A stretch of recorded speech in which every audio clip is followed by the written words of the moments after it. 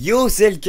On se retrouve aujourd'hui pour la review, enfin, en avril, la review de Game of Thrones. La saison 6 est arrivée. Donc, je vais faire la review de l'épisode 1. Elle arrive une semaine en retard, mais c'est parce que je l'avais fait une première fois et c'était vraiment pas top. Donc, cette fois, je décidais que de le faire avec la voix. Ce sera bien plus propre et bien plus compréhensible pour vous. Donc, cet épisode, après un an d'attente, ou presque, sur le cliffhanger de la saison 5, la mort de Jon Snow, va-t-il ressusciter, va-t-il ne pas ressusciter? Il y a eu beaucoup de débats entre les fans sur les réseaux sociaux, partout, sur les forums, etc. Et bien, la première scène de la saison 6 se passe juste après la dernière scène de la saison 5, c'est-à-dire à Castle Black, au mur. On voit le cadavre de Jon Snow poignardé 6 fois, voilà, je connais mon lore. Voilà, des 6 fois où ils ont dit Force the Watch, donc pour la garde. Il était mort dans la neige, ensanglanté, voilà, c'était poétique. Ça a déchaîné les passions sur Twitter, tout ça. Toutes les fans girls et boys de Jon Snow étaient dégoûtés. Et bien, dans cette saison, on va enfin savoir si il est mort pour de bon ou pas. Du coup, la scène commence là-dessus, et Sir Davos et tous les potes de Jon Snow ils vont le récupérer, alors que tous les autres ils sont un peu contents entre guillemets qu'il soit mort, parce qu'ils pensaient que c'était un traître. Du coup, s'ensuit, pas directement, mais dans le même épisode, toujours à Castle Black, un discours de Sir Alistair, je crois que c'est son nom, enfin plus ou moins, qui fait un discours justement, qui dit que qui n'a pas trahi un de ses frères d'armes dans sa vie, surtout qui parle des brigands, puisque c'est tous des criminels au mur. Qui n'a jamais trahi quelqu'un dans sa vie, pouvez-vous me rejeter la faute? Certes, j'ai tué le Lord Commander, mais au final, ça valait le coup. En gros, c'est ce qu'il dit. C'est du bullshit, tout le monde n'est pas d'accord avec lui, mais en gros, ça passe. On verra donc au mur un peu plus tard. À Winterfell, ce qui se passe, ben, vous vous souvenez, Sansa et Théon, ils avaient sauté du mur après que Miranda soit morte. Du coup, Miranda, justement, on voit Ramsay qui regarde son cadavre. Bon, de toute façon, Ramsay, je pense, il s'en battait les couilles de cette meuf. Et on voit qu'un peu, il est triste, mais c'est sûr qu'il est pas du tout triste. Donc voilà, il regarde son cadavre. Après, s'ensuit une discussion avec Roose Bolton. Du coup, son père, mais pas totalement, parce que c'est un bâtard Stark, Ramsay. Et il disait, maintenant que Lady Sansa est partie, si elle est partie, ça ne veut dire pas d'héritier, donc, enfin pas de garçon et donc pas d'héritier. Et donc Ramsay, il sait que c'est un peu la merde pour lui, et Roose lui fait bien comprendre. Et du coup, Ramsay doit vraiment trouver très vite une solution. Sinon, bah, il est dans la merde et il va se faire remplacer. Toujours à Winterfell, enfin pas à Winterfell, mais du coup aux alentours par rapport à Sansa et Théon. On les voit dans la neige en train de traverser un lac et de se mettre à l'abri sous quelques. Enfin, une espèce de cabane en bois, quoi, parce qu'ils ont froid, c'est dans la neige, ils viennent de sortir de l'eau, donc ils se mettent au chaud.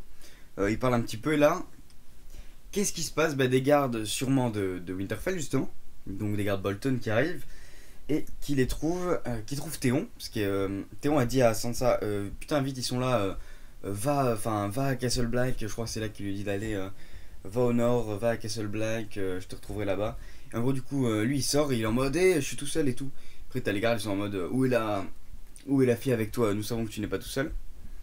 Du coup, il regarde et il la trouve tout de suite, donc bah, ils vont se faire rembarquer à Winterfell, sauf que qui va là? Eh bien, Brienne et Podrick qui arrivent pour sauver la situation. Du coup, je sais pas exactement s'ils tuent les soldats ou s'ils les font battre en retraite, mais en gros, il y a un petit combat et du coup, ils sont sains et saufs. Donc, en gros, c'est tout pour Sansa et Théon pour cet épisode. Bah, du coup, ça aurait été con que 2 minutes après qu'ils soient partis, qu'ils soient déjà revenus à Castle Black. Du coup, on a enfin Brienne et Sansa de réunis. Du coup, c'est cool. Enfin, surtout pour Brienne là, qui essaye depuis une ou deux saisons là. Franchement, elle a enfin son but qui est accompli. Du coup, c'est cool. Adorn. Eh bien, Adorn, vous vous souvenez, Elaria, je crois que c'est son nom, avait genre fait une espèce de baiser d'adieu à Myrcella, sauf qu'elle avait enduit ses lèvres de poison. Du coup, elle est morte. Myrcella. Sauf, enfin, elle est morte dans le bateau juste après avoir son père qu'elle savait que c'était son père, justement.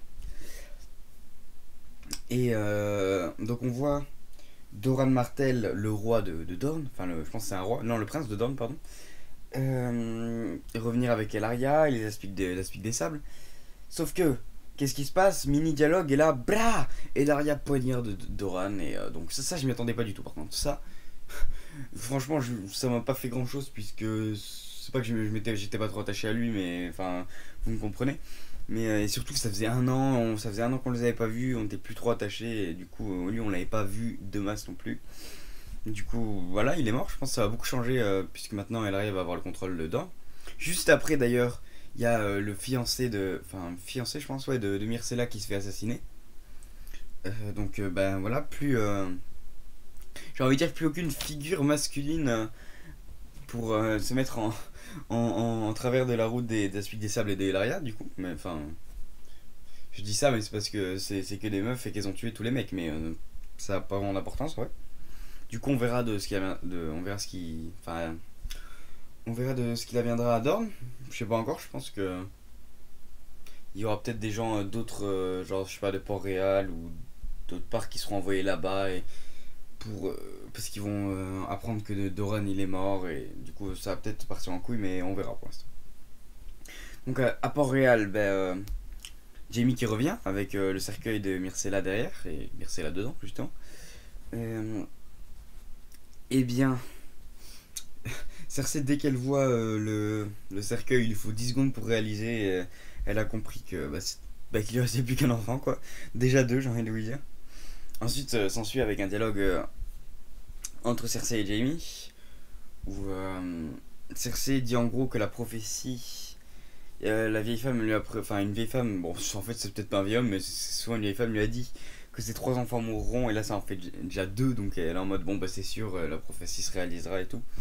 Jaime la rassure, bon ça on s'y attendait, pas trop, pas grand chose à dire, enfin en gros, il se passait beaucoup de choses à la fin de la saison 5, du coup il faut tout remettre en place, du coup il n'y a pas énormément de choses à évaluer ou à juger sur cet épisode, mais il était vraiment correct, vraiment très bien, correct c'est un peu péjoratif, mais il était vraiment très bien.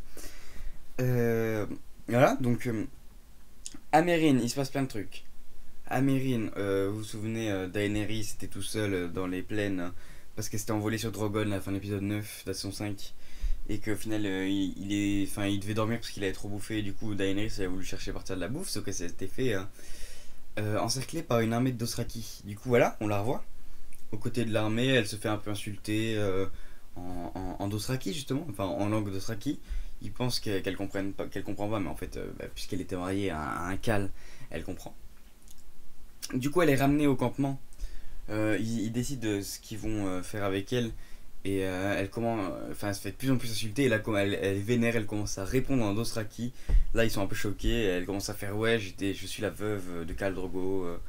Du coup ils sont un peu choqués, ils se disent là elle pense avoir repris le contrôle de la situation, elle fait bon renvoyez-moi à Meereen, je vous donnerai des chevaux.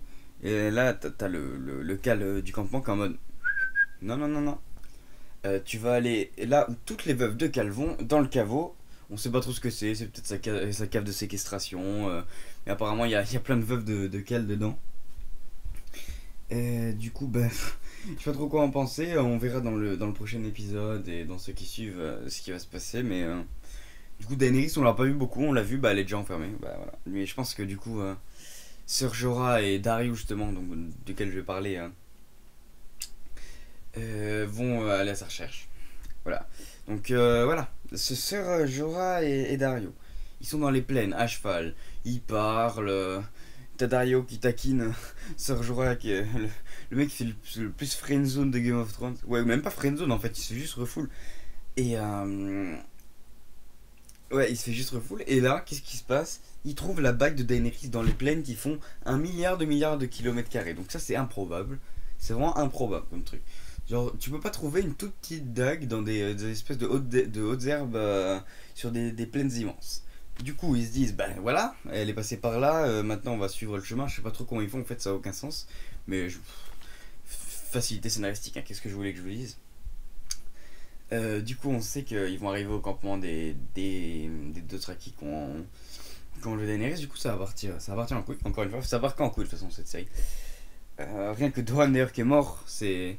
Oui, de petite parenthèse d'ailleurs, c'est un good guy, il fait partie des bons gars quoi. Et c'est jamais les méchants qui meurent dans Game of Thrones. Enfin, si, mais il y a beaucoup plus de gens gentils qui meurent, genre Myrcella, là, Doran. À croire qu'ils vont tous crever. Et voilà, du coup, ils vont se mettre à la recherche de Daenerys. Amérin, même, Tavaris et Tyrion qui a le contrôle de la ville pendant l'instant, qui font un tour, ils parlent, ils font des trucs avec avec une mendiant. Et je crois que ça se dit une mendiant. Ouais, une mendiant. Ils font un tour, ils parlent de Mérine, de Daenerys. Et là, qu'est-ce qui se passe? Plein de bruit, tout le monde qui court partout. Bah oui, il y a le feu à Mérine, donc on pense que ça va être les Sons of Harpy. Donc oui, voilà, les fils de la Harpy qui ont déjà bien foutu la merde à Mérine. Et donc voilà, on pense que ça va se passer comme ça. Donc on verra dans le prochain épisode ce qui se passe. Pas grand chose à dire. Il faut voir les conséquences de ce feu et ce qui va se passer. Donc pour revenir oui à Castle Black, donc on voit Davos et tous les potes de Jon Snow qui s'isolent avec le cadavre genre derrière la porte en mode non, laissez-nous tranquilles. Du coup il y a Sir Alistair et tous les autres gens qui rappliquent devant la porte avec plein de gardes et tout postés. Ils veulent les faire sortir en mode bon on va négocier. Après ils finissent par dire ouais allez si vous sortez on vous laissera tous sans rien vous faire, et même sur Davos on lui laissera retourner chez lui avec de la bouffe, tout ira bien. Donc ça je sais pas trop quoi en dire, je pense qu'ils essayent de temporiser pour peut-être essayer de waouh ressusciter Jon Snow, on sait pas, peut-être. En vrai je pense pas qu'il va ressusciter, ça me paraît bizarre. Enfin, ça me paraît trop évident. Après c'était peut-être écrit avant. En fait en gros quand il est mort tout le monde a dit c'est bon il va se ressusciter. Mais peut-être que c'était déjà écrit avant que tout le monde ait dit ça, donc on sait pas. Du coup, voilà, je pense que c'est un piège de toute façon de la part de Sir Alistair, ils vont pas le laisser sortir comme ça, et du coup, voilà. Enfin, la dernière scène de l'épisode, ça se passe à Castle Black toujours, donc je renchaîne, et on voit Mélisandre, donc la dame en rouge, regarder un espèce de miroir, sauf que c'est pas du tout un miroir, mais parce qu'on se voit pas dedans, mais en gros, on voit un gros plan sur son reflet dans une espèce de plaque. Et puis après, ça refait un gros plan sur elle, et j'ai envie de dire, elle est devenue toute vieille, mais pas vraiment. Parce qu'on sait qu'elle a elle est vieille de centaines d'années. Et du coup, ça, c'est sa vraie forme. Et du coup, on sait pas trop pourquoi elle revient à sa vraie forme. Ça se trouve, genre, elle va puiser dans sa jeunesse. Ça veut pas dire grand chose en fait, mais je sais pas, ça me semble logique pour ressusciter Jon Snow. Mais bon, même s'il n'y a pas eu besoin de ça dans le passé. Et après, on la voit aller dans son lit. Et c'est comme ça que l'épisode se finit. Donc, j'ai pas compris. Franchement, j'ai pas grand chose à dire. C'est juste pas forcément le truc le plus joli à voir, mais j'ai pas grand chose à dire, franchement. C'était. Bah, on verra dans le prochain épisode. De toute façon, en fait, cet épisode, c'est à la fois une réaction par rapport à l'épisode d'avant, enfin, le dernier épisode de la saison 5, et une amorce par rapport au prochain épisode. Enfin, c'est un épisode. C'est un épisode 1 d'une saison de Game of Thrones, en gros. Du coup, voilà, par rapport à ça, une image qui m'a fait beaucoup rire, donc que je vous mettrai à l'écran. Enfin, que je vous afficherai sur la vidéo. Donc voilà. Les filles sans filtre et les filles avec filtre. Donc ça m'a fait beaucoup rire. Bon, je pense que vous l'avez sûrement vu. Du coup, mais c'est quand même très drôle, chaud. Du coup, c'est tout pour cette review de Game of Thrones. Oh merde. J'ai failli oublier Arya quand même. Là, vous deviez être en mode oh non, il a oublié Arya. Mais non, je n'ai pas oublié Arya, oui, parce qu'en fait, c'est une scène quand même importante. Parce que Arya, c'est un personnage que je suis beaucoup dans cette saison 5, que j'ai beaucoup suivi. Je trouve ça très intéressant avec House of Black and White. Enfin, je crois que c'est ça le nom. Du coup, elle est devenue aveugle. Parce qu'elle a tué Mérine 30 et c'était pas le bon homme. Enfin, le bon, plus loin homme. Et du coup, elle est devenue aveugle. Elle est en train de mendier dans la rue. Et là, qui voilà la fille rousse, pour que vous la reconnaissiez, qui est dans la House of Black and White aussi, et qui victimise, qui a toujours victimisé Arya. Donc elle arrive avec un bâton, enfin avec deux bâtons, elle en donne un à Arya, et là elle commence à faire un fight, alors qu'elle est aveugle. Et donc c'est un peu débile. Et elle la défonce, après elle fait bon, je reviendrai demain. Du coup, ça aussi c'est une amorce, je peux pas vous dire grand chose. Si elle reviendra demain, ça veut dire que dans le prochain épisode, on aura la scène d'où elle revient demain, justement. Du coup, je vous commenterai ça le prochain épisode. Du coup, voilà, cette fois, c'était vraiment LK. Lâchez un pouce bleu si Mélissandre, dans sa vraie forme, vous a donné des cauchemars. Abonnez-vous, partagez si vous faites ça, c'est vraiment sympa. Et je vous dis à plus.